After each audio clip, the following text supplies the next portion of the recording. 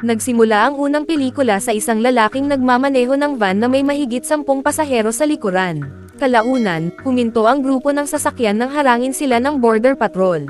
Hiniling ng mga ahente sa kanya na tingnan ang likod ng van, at nang gawin nila ito, natuklasan nila na may maraming refugee sa loob.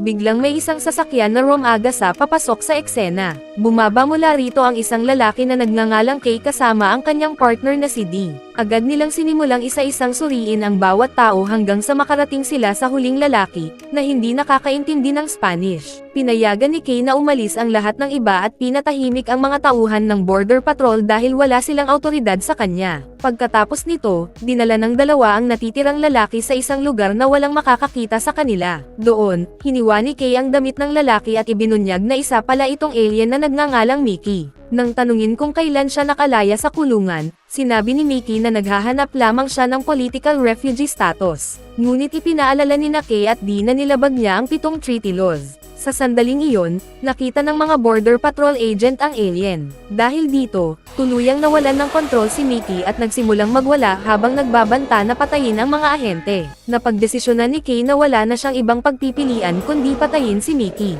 Sa isang iglap, ginawa niya itong walang iba kundi isang tambak ng malagkit na likido. Nagulat at natulala ang mga ahente, ngunit ipinaliwanag ni Kay na mayroon siyang neuralizer. Habang papalapit ang kanyang team, sinabi niyang kayang ihiwalay nito ang electrical impulses sa utak. Pagdating ng kanyang grupo, agad nilang nilinis ang lahat ng ebidensya sa paligid.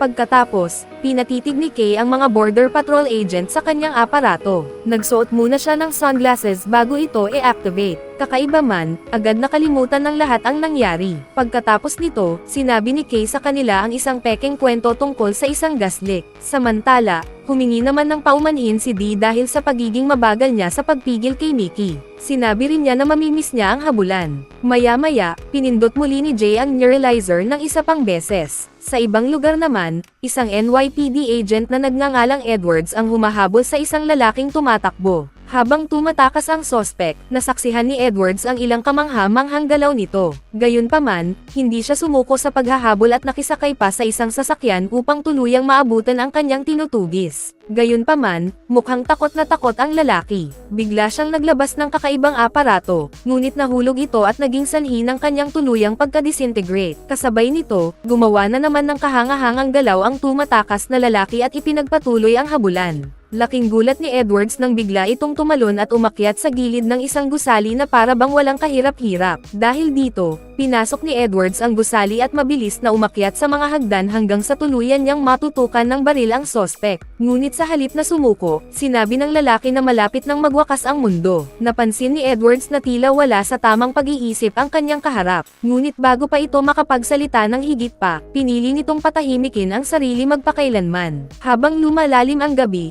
isang lalaki ang patuloy na nagrereklamo tungkol sa kanyang pagkain. Bigla namang may bagay na bumagsak mula sa kalawakan at winasak ang kanyang sasakyan. Mula rito ay lumabas ang isang lalaking nagngangalang Edgar, na nakakagulat dahil tila hindi man lamang nagulat sa nangyari. Sumunod din ang kanyang asawa na si Beatrice, ngunit agad niya itong pinabalik sa loob.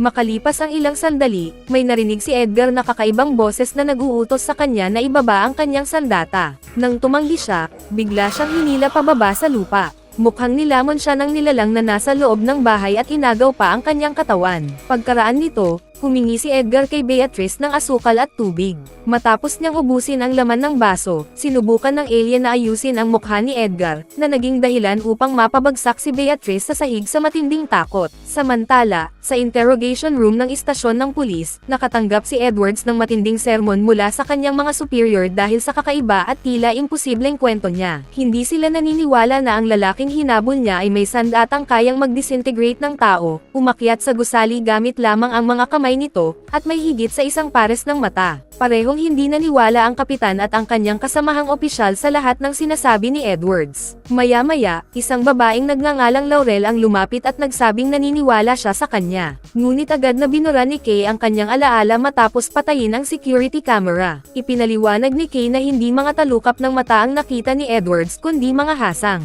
Pagkatapos nito, niyaya niya si Edwards na sumama sa kanya sa isang biyahe. Habang nasa daan, ipinaliwanag ipinaliwanag ni Kay na bahagi sila ng isang bureau na responsable sa pagbibigay ng lisensya at pagsubaybay sa mga aktibidad ng mga alien sa Earth. Kalaunan, dumating ang dalawa sa isang pawn shop kung saan sinalubong sila ng may-ari na si Gibbs. Biglang tinutukan ni Kay si Gibbs gamit ang isang sandatang kayang mag-disintegrate. Nang hindi ito umamin tungkol sa mga baril, pinasabog niya ang ulo nito. Ngunit pagkalipas lamang ng ilang segundo, muling tumubo ang ulo ni Gibbs. Dahil dito, pinindot niya ang isang button at ipinakita ang lahat ng alien weaponry na kanyang itinatago. Nang makilala ni Edward ang eksaktong sandata na muntik nang gamitin laban sa kanya kanina, galit niyang sinermonan si Gibbs dahil ibinigay niya iyon sa isang alien na walang lisensya. Pagkatapos ay inutusan niya itong umalis agad sa Earth. Sa labas naman, sinubukan ni Edwards na intindihin ang lahat ng nangyayari sa kanyang paligid. Ngunit muli siyang ginamitan ni Kay ng neuralizer at nabura ang kanyang alaala. Nagising si Edward sa loob ng isang restaurant na litong-lito kung paano siya napunta roon.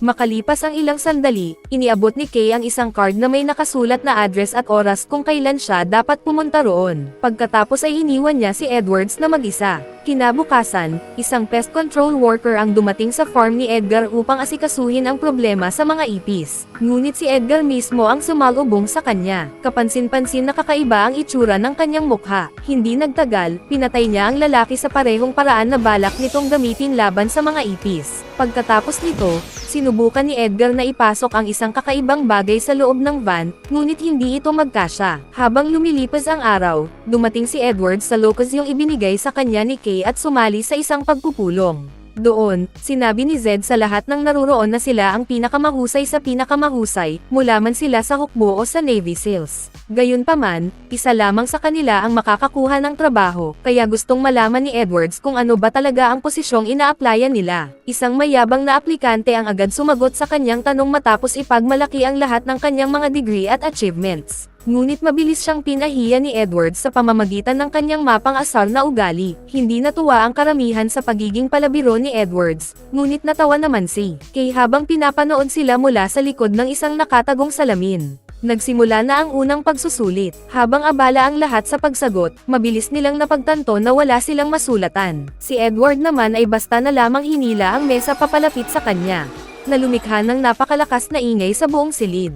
Sumunod naman ang ikalawang pagsusulit. Inutusan ang lahat na barilin ang anumang maituturing nilang banta. Habang paulit-ulit na nagpaputok ang iba, isang beses lamang nagpaputok si Edwards. Tinanong siya ni Zed kung bakit ang maliit na batang babae lamang ang kanyang pinuntirya. Ipinaliwanag ni Edwards na ang iba naman ay tila nag-eehersisyo lamang o may mga karamdaman. Ngunit ang batang si Tiffany ay may hawak na mga libro tungkol sa quantum physics at mag-isang nakatayo sa gitna ng isang mapanganib na lugar.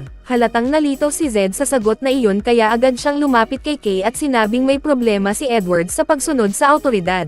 Pagbalik niya sa grupo, sinabi niyang ang huling pagsusulit ay isang eye exam. Ngunit malinaw na ang tunay nitong layunin ay burahin ang alaala ng lahat ng aplikante. Bago makaalis si Edwards, pinigilan siya ni Kay. Ipinaliwanag ni Kay na noong 1950s ay nagsimula ang gobyerno ng isang ahensya na nakikipag-ugnayan sa mga alien. Pagdating naman ng 1961, nagsimulang dumating ang mga alien na nagsisilbing mga intergalactic refugee at nanatiling lihim sa publiko. Hindi pa rin naniwala si Edwards at nagtanong kung nasaan ang labasan. Ngunit dinala siya ni Kay sa kusina kung saan nakita niya ang ilang alien na abalang naghahanda ng kape. Paglabas nila, ipinaliwanag ni Kay na may humigit kumulang 15,000 alien sa Earth sa anumang oras at karamihan sa kanila ay mabubuting nilalang. Pagkatapos ay sinabi niya na kung nais makuha ni Edwards ang trabaho, kailangan niyang putulin ang lahat ng koneksyon niya sa sangkatauhan.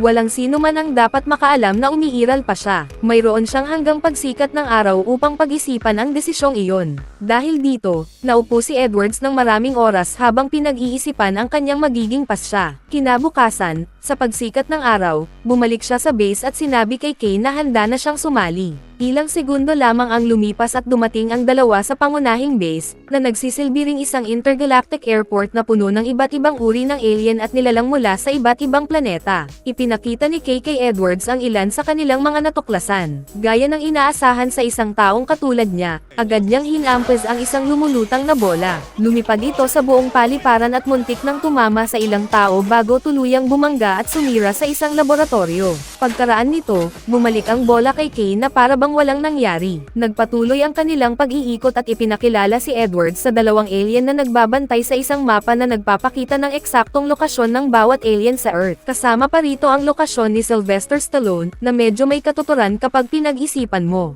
Maya-maya, lumapit si Zed at sinabi kay Edwards na oras na upang isuot ang huling suit na gagamitin niya habang buhay. Ipinaliwanag sa kanya na maaari lamang siyang magsuot ng mga espesyal na aprobadong kasuotan ng MIB. Kakain siya, titira, at mamumuhay ayon sa mga patakaran na kanilang itatakda. Kasabay nito, binura ni Kay ang lahat ng record ni Edwards at inalis ang bawat pagkakakilanlan na may kaugnayan sa kanya. Sa madaling salita, ginawa nila siyang parang taong hindi kailanman ipinanganak. Matapos ang lahat ng proseso, opisyal ng pinangalan ng JC Edwards at naging ganap na miyembro ng Men in Black. Samantala, dinala naman ni Edgar ang pest control van papunta sa lungsod at nakita ang isang matandang lalaki na nagsasara na ng kanyang tindahan. Sa headquarters naman, nakatanggap ang mga ahente ng impormasyon tungkol sa isang alien na walang pahintulot na umalis sa Earth. Agad na nagtungo sina Jay at Kay sa kanilang sasakyan, ngunit napansin ni Jay na hindi ito ordinaryong service vehicle. Fasten your seatbelt, please. Samantala, ang matandang lalaki na nagngangalang Gentle Rosenberg ay dumating sa isang kafe upang makipagkita sa isang Arquillian. Pagkakita pa lamang sa kanya, agad siyang binalaan ng Arquillian na may isang bug na dumating sa planeta at nasa panganib na ang kanyang kabuhayan. Pareho silang alien ngunit tahimik lamang na nakaupo habang nag-uusap. Hindi nila namalayan na papalapit na si Edgar dala ang kanilang pagkain. Mabilis itong napansin ni Rosenberg at agad niyang sinabi na hindi kailanman matatagpuan ng bug ang kanyang planeta. Dahil dito, agad na pinatay ang dalawa at ninakaw ang isang mahalagang bagay mula sa kanila habang patuloy na sumisigaw ang pusa. Samantala, natunton ni Jay at Kay ang alien na nagtatangkang tumakas palabas ng bansa. Sinabi nito kay Kay na hindi naligtas ang planeta dahil sa mga bagong dating ngunit tumanggi itong magsabi ng iba pang detalye. It's an emergency. What? You doing fine, Ace? Let's go! Hey, look. Oh, man. Congratulations, Reg. It's Actually, kind of... Pagkatapos nito, sinabi ni Kay kay Jay na may kakaibang nangyayari at nais niyang malaman kung ano iyon. Habang nagpapahinga ang dalawa, napansin ni Kay ang isang artikulo sa pahayagan tungkol sa reklamo ni Beatrice na may alien na umagaw sa katawan ng kanyang asawa. Agad silang nagtungo sa farmhouse at sinalubong ni Beatrice. Ikinwento niya kung paano pinatay ang kanyang asawa at kung paano ito inagaw ng isang kakaibang nilalang. Nang mabanggit niya na paulit-ulit na humihingi si Edgar ng tubig at asukal, sapat na iyon para kay Kay. Agad niyang binura ang alaala ni Beatrice. Paglabas nila ng bahay, kinumpirma ni Kay ang kanyang hinala na may isang bug na dumating sa Earth, isang nilalang na puro karahasan at pagkawasak lamang ang layunin. Sa morgue naman, dinala ang bangkay ni Rosenberg kay Laurel habang tumatangging umalis ang pusa sa tabi nito. Habang nagsisimula siya ng autopsy, labis siyang nalito sa kanyang natuklasan kaya nagsimula siyang mag-record para sa kanyang medical entry. Sa oras na iyon, dumating sina Jay at Kay. Sinuri nila ang katawan ng Arquillian at inamin ni Laurel na wala pa siyang nakitang katulad nito noon. Pagkatapos, sumama si Jay kay Laurel upang suriin ang katawan ni Rosenberg. Nakakatuwa man, sinabi ni Laurel na pakiramdam niya ay hindi talaga bangkay ang katawan kundi isang uri ng transport device. Nang mapansin niya ang kakaibang bagay sa tenga nito, hinawakan niya iyon.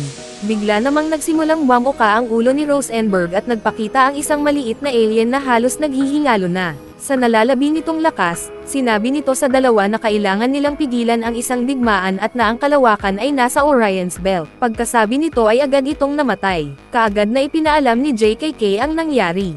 Pagkatapos nito, binura nila ang alaala ni Laurel at umalis. Maya-maya, dumating ang espesyal nilang cleanup team at inutusang linisin ang buong lugar. Samantala, sinubukan naman ng bug na buksan ang bagay na ninakaw nito. Nang tuluyan niya itong mabuksan, mga diamante lamang ang nahulog mula rito. Dahil dito, galit na galit siyang sumigaw at tinanong kung nasaan ang hinahanap niya. Kinabukasan sa headquarters, ipinakita ni Zed ang 3 bituin sa Orion's Belt at sinabing walang kalawakan doon, kaya malamang ay mali ang pagkakarinig ni Jay. Samantala, bumisita si Kay sa isang babae at tahimik lamang na ngumiti habang pinagmamasdan ito. Ngunit nahuli siya ni Jay sa mismong sandaling binubura niya ang video recording. Maya-maya, tinawag sila ni Zed at sinabi na maraming alien ang biglang umaalis sa Earth. Alam nilang may may nangyayari, ngunit hindi pa nila matukoy kung ano iyon. Kasabay nito, lumitaw ang isang Arkan battle cruiser sa kalawakan, malinaw na dahil sa pagkamatay ng isa sa kanilang maharlikang miyembro. Bago sila magtungo sa tindahan ni Rosenberg, binigyan si Jay ng napakaliit na sandata. Gaya ng inaasahan, agad siyang nagreklamo tungkol sa laki nito. Pagdating nila sa tindahan, nadatnan nilang nakapasok na roon ang bug at hinahalughog ang buong lugar. Huminto lamang ito nang makita ang kwintas ng pusa. Nakakatawa pa rito, hinihila na ng tow truck ang pest control van. Sinubukan ng bug na pigilan ang driver, ngunit sa halip ay ginawa lamang siyang katatawanan. Ilang sandali pa, dumating sina Jay at Kay sa tindahan at napansin nilang walang anumang gamit na ninakaw mula sa lugar. Nakarinig si Jay ng putok ng baril mula sa labas at nakita niya ang bug. Agad siyang nagpaputok ngunit sumablay.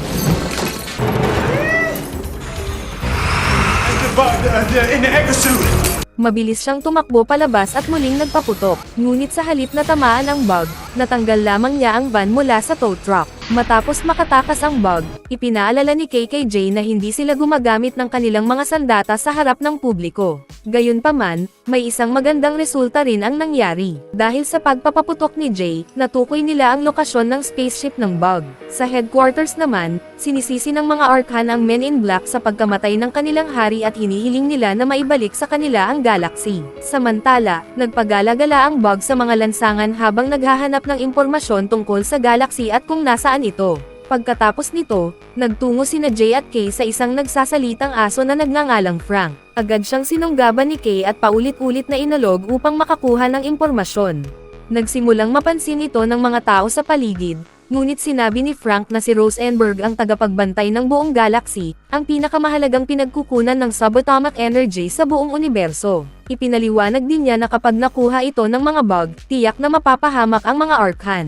Matapos pa ang ilang pag-alog, inamin ni Frank na nasa Earth ang galaxy at napakaliit nito, halos kasinlaki lamang ng isang holen. Nang umalis na ang aso, napatingin si Jay sa isang pusa sa kalye at bigla niyang naunawaan ang ibig sabihin ng Orion's Belt. Sa morgue naman, naglalakad-lakad ang pusa habang napansin ni Laurel ang galaxy na nakasabit sa kwintas nito. Nang titigan niya ito, nakita niya ang daan-daang planeta sa loob at natuklasan sa ikatlong pagkakataon sa kanyang buhay na tunay ngang may mga alien. Sa mismong sandaling iyon, pumasok ang bug sa morgue. May isang lalaki roon na nagtanong kung ano ang kailangan nito, ngunit habang patuloy siyang pumapatay ng mga ipis sa paligid, lalo lamang nawalan ng kontrol si Edgar. Do what? Don't do it. Oh man. Makalipas ang ilang sandali, dumating sina Jay at Kay. Hiniling ni Jay kay Kay na bigyan siya ng 2 minuto upang kunin ang pusa, at pumayag naman si Kay. Hindi nila alam na sa loob ng morgue ay pinahihirapan na ng bug si Laurel. Ngunit nang pumasok si Jay, nakita niya itong nakatayong mag-isa at pilit siyang binibigyan ng senyales na may nakatago sa ilalim ng kumot. Hindi agad naintindihan ni Jay ang ipinapahiwatig nito. Hindi nagtagal ay pumasok si Kay at napansin ang mga palatandaan na naroon ang bug. Doon na tuluyang nagpakita ang nilalang. Lumabas ang pusa habang hawak nito si Laurel sa leeg. Agad na itinutok ni na Jay at Kay ang kanilang mga sandata sa kanya. Dahan-daang umatras ang bug at pagkatapos ay tumalon palabas ng bintana kasama ang galaxy at si Laurel. Pagkatapos magnakaw ng taxi, pinilit nito si Laurel na ihatid siya sa isang partikular na lokasyon. Habang nasa biyahe, bigla nitong nilunok ang kwintas na naglalaman ng Orion's Belt. Agad namang sinimulan ni Jay ang pagtugis at hinanap ang taxi hanggang sa dumating si Kay at pinasakay siya sa sasakyan. Pagdating nila sa command center, nag-utos si Kay na harangan ang buong Manhattan at huwag payagang makaalis ang kahit anong alien. Ngunit mas lumala pa ang sitwasyon nang magpadala ng babala ang Arkan battleship sa Earth. Binigyan nila ang planeta ng 1 oras upang isauli ang galaxy. Kung hindi, wawasakin nila ang buong mundo. Si Jay ay may kutob kung saan balak umalis ng planeta ang alien na insekto, at tama nga ang hinala niya nang makita nilang papunta ito sa isang spaceship. Agad na nagtungo roon ang dalawa at dumaan sa isang tunnel. Matapos pindutin ang isang button, tila parang inspirasyon ito mula sa Transformers dahil napakabilis nilang dumaan ng pabaligtad sa tunnel habang umiiwas sa mga harang sa daan. Mabilis silang nakalabas ng ihagis ng insekto si Laurel sa isang puno at tuluyang pumasok sa sasakyan. Sa wakas ay nakakuha si Jay ng mas makapangyarihang armas, ngunit 8 minuto na lamang ang natitira bago ang pagkawasak ng Earth. Pagkatapos ay pinaandar ng halimaw ang spaceship at lumipad palayo, maging sa ibabaw ng isang baseball game. Nagulat ang lahat sa kanilang nakita. Dahil wala nang ibang paraan, pinaputukan nila ang sasakyan hanggang sa bumagsak ito sa mismong harapan nila.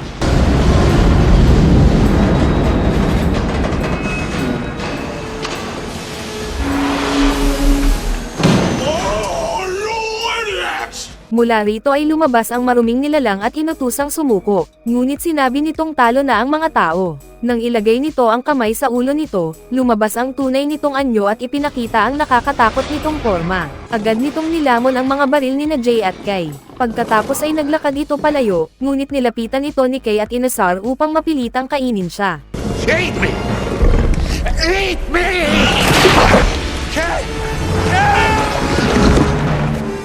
Samantala, sinubukan ni Jay na pigilan ang nilalang upang mabigyan ng oras si Kay na maisagawa ang kanyang plano, ngunit sinampal siya at paulit-ulit na inihagis ng halimaw. Kalaunan ay nanas ang nilalang at itinapon siya sa malayo, kasabay ng ligtas na pagbagsak ni Laurel mula sa puno. Habang papunta ang halimaw sa pangalawang spaceship at binabaliwala si Jay, nagsimula namang durugan ni Jay ang maliliit na insekto gamit ang kanyang mapang asar na ekspresyon. Matapos nitong mapatay ang mga kamag-anak ng halimaw, kabilang ang mga pinsan at tiyahin nito, galit na galit itong lumapit kay Jay upang patayin siya. Ngunit hindi pa tapos si Kai. Inactivate niya ang kanyang espesyal na armas at pinasabog ang halimaw hanggang sa magkawatak-watak ito. Matapos nito, nakuha nila ang galaxy at agad na ipinaalam ito sa mga Archilans. Hindi alam ng nagdiriwang ng dalawa na muling nabuhay ang insekto mula sa mga labi nito. Ngunit bago pa ito makaganti, pinasabog ito ni Laurel at tuluyang naging pira-piraso. Pagkatapos ay sinabi niya sa kanila na mayroon silang napaka-interesanteng trabaho na naghihintay sa kanilang pagbabalik sa headquarters. Pinayagan ni Kay ang kahilingan ni Jay na huwag burahin ang alaala ni Laurel. Ngunit nais niyang ang sarili niyang alaala ang mabura dahil panahon na upang magretiro siya. Ipinaliwanag niya na mula pa lamang sa unang pagkakataong nakita niya si Jay, alam na niyang ang batang recruit na ito ang tamang tao para sa trabaho. Hindi siya naghahanap ng kapareha, kundi ng kapalit na maaari niyang sanayin upang ipagpatuloy ang kanyang tungkulin. Matapos ipaliwanag kung paano gamitin ang neuralizer, isinuot ni Jay ang kanyang sunglasses at ginamit ang aparato kay Kai. Dahil dito, naniwala si Kay na siya ay nagising matapos ang isang 35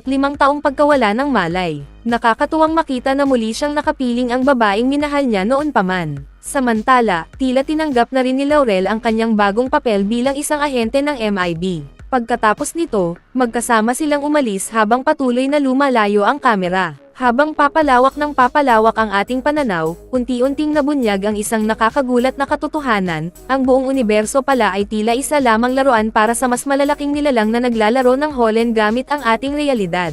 At doon nagtatapos ang pelikula. Kaya, ano ang masasabi ninyo tungkol sa pelikulang ito? Iwan ang inyong opinyon sa comment sa ibaba. Bago tayo magtapos ay isa-shoutout muna natin si John Ezekiel Ordanza, Jonel Bolano, Edgardo Samo, Hentot de los Santos, Dato Adel, Rafi Desen, Alhanil Desio from San Mateo Rizal, Alan Filipintano from Lapu-Lapu City, Ernie de los Trico from Hingoog City, Junlix Nadela from City of Naga Cebu, Marian Alberto from Antipolo, Nolan Alaurin from Quezon City, at Balin Abal from Cebu, Cacao Bundok. Mag-subscribe na kung hindi ka pa nakasubscribe, pindutin na rin ang notification bell at like button para sa marami pang movie recap katulad nito, at mag-iwan ng comment down below. And as always, thank you for watching.